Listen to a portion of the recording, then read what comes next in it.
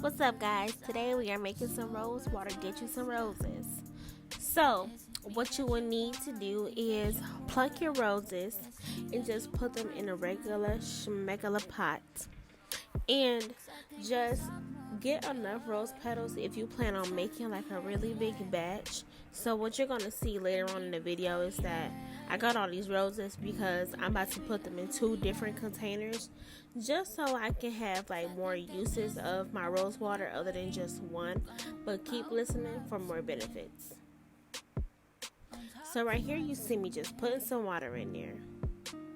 I'm adding some oil in there just so I can be moisturize some more. Then I'm boiling it. Not too much though. Make it lose its color a little bit, okay guys? Strain those roses, girl, because you need all of that. When it starts to look skimpy like that, then that's when you did a good job. And so you guys see the color of the water. You guys want it to be that color. My theory is that when it's not that color, it's not real. And so I'm about to put it in a little spray bottle, put a little extra rose petals in there, and boom, I'm done. Put it in there and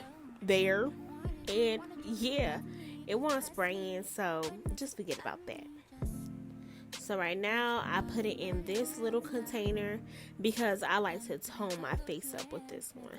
And toning your face with rose water feels so good, and with having that extra oil in there, it's also hydrating it. Rose water has so many benefits, like it helps with eczema, dry skin, it tightens your face up, it sets your makeup, all of that.